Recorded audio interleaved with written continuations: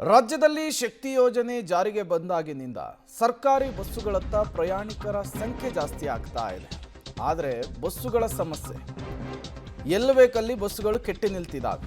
ಹಾವೇರಿ, ಚಿಕ್ಕಮಗಳೂರಿನಲ್ಲಿ ಸರ್ಕಾರಿ ಬಸ್ಸುಗಳು ಕೆಟ್ಟು ನಿಂತಿದ್ದಾವೆ. ಹಾವೇರಿ ನಗರದ ಗುತ್ತಲ ರಸ್ತೆಯಲ್ಲಿ ನಡೆದಂತಹ ಘಟನೆ ಇದು. ಬಸ್ ನಿಲ್ದಾಣದಿಂದ 1 ಕಿಲೋಮೀಟರ್ ಸಾಗಿ ಬಸ್ಸು ಕೆಟ್ಟು ನಿಂತಿದೆ. ಪ್ರಯಾಣಿಕರು ತಳ್ಳಿದ್ರು, ಏನು ಮಾಡಿದ್ರು ಸ್ಟಾರ್ಟೇ ಆಗ್ತಿಲ್ವಂತೆ ಬಸ್ಸು. ಬೇಸರವಾಗಿ ಬಸ್ನಿಂದ ಇಳಿದು ಪ್ರಯಾಣಿಕರು ಹೊರಟು ಹೋಗಿದ್ದಾರೆ.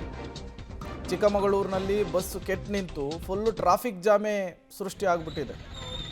ಸರ್ಕಾರಿ ಬಸ್ಸಿನ ಪರಿಸ್ಥಿತಿ ಏನಾಗಿದೆ ಅಂಥೇಳಿ ಶಕ್ತಿ ಯೋಜನೆ, ಪ್ರಯಾಣಿಕರು ಜಾಸ್ತಿ ಬರ್ತಿದ್ದಾರೆ, ಫ್ರೀ ಟಿಕೆಟ್ ಅಂಥೇಳಿ ಸಾರಿಗೆ ಇಲಾಖೆ ಹೇಳ್ತಾರೆ, ಸಾರಿಗೆ ಸಚಿವರು ಹೇಳ್ತಾರೆ. ಇಲ್ಲಿ ನೋಡಿದರೆ ಡಕೋಟಾ ಎಕ್ಸ್ಪ್ರೆಸ್ಸು ತಳ್ಳಿದ್ರು ಸ್ಟಾರ್ಟ್ ಆಗ್ತಿಲ್ಲ, ಏನು ಮಾಡಿದರೂ ಸ್ಟಾರ್ಟ್ ಆಗ್ತಿಲ್ಲ. ಈ ಬಸ್ನಲ್ಲಿ ಪ್ರಯಾಣಿಕರನ್ನು ಹೆಂಗೆ ಕರ್ಕೊಂಡು ಹೋಗ್ಬೇಕು ಅಂಥೇಳಿ. ಮಳೆಗಾಲ ಬಂದರೆ ಸೋರುತ್ತೆ, ಎಲ್ಲಿ ಬೇಕಲ್ಲಿ ಬಸ್ ಕೆಟ್ಟು ನಿಲ್ಲುತ್ತೆ. ಇದರಲ್ಲಿ ಪ್ರಯಾಣಿಕರನ್ನಾದರೆ ಹೆಂಗೆ ಕರ್ಕೊಂಡು ಹೋಗಕ್ಕೆ ಸಾಧ್ಯ ಅನ್ನೋದು ಈಗ ಪ್ರಯಾಣಿಕರೇ ಕೇಳ್ತಾ ಇರುವಂತಹ ಪ್ರಶ್ನೆ. ಒಂದು ಕಡೆ ಚಿಕ್ಕಮಗಳೂರು KSRTC ಬಸ್ ಕೆಟ್ಟು ನಿಂತು ಕಿಲೋಮೀಟರ್ ಗಟ್ಟಲೆ ಟ್ರಾಫಿಕ್ ಜಾಮ್ ಉಂಟಾಗಿದೆ. ಜಪ್ಪಯ್ಯ ಅಂದ್ರೂ ಅದು ಸ್ಟಾರ್ಟ್ ಆಗ್ತಾ ಇಲ್ಲ. ಈ ಕಡೆ ಹಾವೇರಿಯಲ್ಲೂ ಕೂಡ ಅದೇ ಪರಿಸ್ಥಿತಿ. ಪ್ರಯಾಣಿಕರು ಹೈರಾಣ ಆಗ್ತಿದ್ದಾರೆ. ಬರೀ ಫ್ರೀ ಅಂದರೆ ಸಾಲದು, ಸರಿಯಾದ ಬಸ್ಸುಗಳನ್ನು ಕೂಡ ರಸ್ತೆಗೆ ಬಿಡಿ ಅಂಥೇಳಿ ಮನವಿ ಮಾಡ್ಕೊಳ್ತಿದ್ದಾರೆ.